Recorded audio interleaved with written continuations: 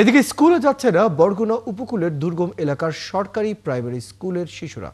বহু স্কুলে গিয়ে দেখা যাচ্ছে বন্ধ, অথচ কাগজে কলমে সব স্কুলে শিক্ষার্থী আছে, শিক্ষক কর্মচারীও আছে। এলাকার লোকজন বলছে বছরের বেশিরভাগ সময় স্কুলগুলো বন্ধ থাকে। আর শিক্ষা কর্মকর্তা জানান তিনি জেনেছেন বিষয়গুলো, এ নিয়ে শীঘ্রই ব্যবস্থা নেওয়া হবে। ইমরান টিটুর প্রতিবেদন। সদরের চরমাইঠা সরকারি প্রাথমিক বিদ্যালয় সরকারের দেয়া সময়সূচি অনুযায়ী এই বিদ্যালয়ে এখন পাঠদান চলার কথা, কিন্তু বিদ্যালয়টি তালাবদ্ধ, নেই কোনো শিক্ষক, নেই শিক্ষার্থী। স্থানীয়রা বলছেন বেশিরভাগ সময় হাতে গোনা যে কয়েকজন শিক্ষার্থী আসেন তাদেরকে ছুটি দিয়ে শিক্ষকরা বাড়ি চলে যান।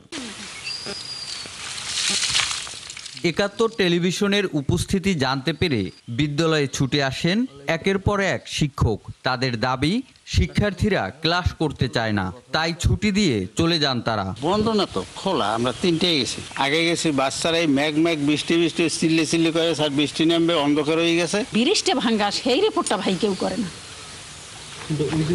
হ্যাঁ, ওখান থেকে আমার অন্তত 50টা বাচ্চা ব্রিজে পড়ে যাওয়ার সাথে সাথে আসা বন্ধ হয়ে গেছে। বেতাগীর দক্ষিণ করুণা সরকারি প্রাথমিক বিদ্যালয়ে গিয়ে দেখা যায় গোটা বিদ্যালয় শিক্ষার্থী শূন্য। দুজন শিক্ষক গল্প করছেন।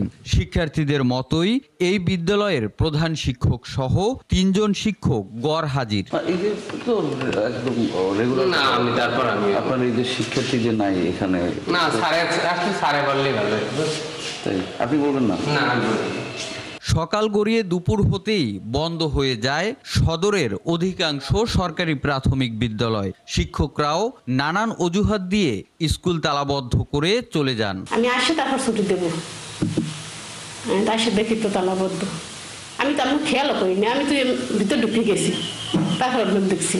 এদিকে যেসব বিদ্যালয় খোলা থাকে সেসব বিদ্যালয়ে শিক্ষার্থীর সংখ্যাও থাকে হাতে গোনা কয়েকজন। শিক্ষার্থীদের অনুপস্থিতির কারণ হিসেবে খোঁড়া যুক্তি দেন শিক্ষকরা। বর্তমান আমাদের এখানে এই কারণটা হলো রাস্তা, যে যখন অতি বর্ষণ হয়, বেশি বৃষ্টি হয়, তখন তো আমরা নিজেদেরই আসতে খুব কষ্ট হয়ে যায়, আর ওরা তো বাচ্চা মানুষ, ওদের আর কি বলবো।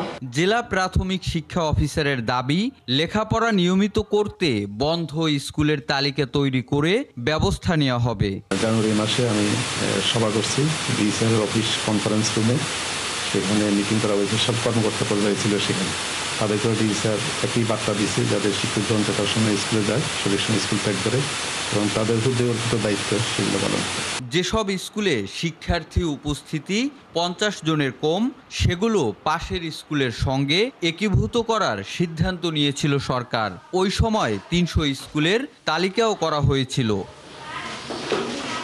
ইমরান টিটু, 71, বরগুনা।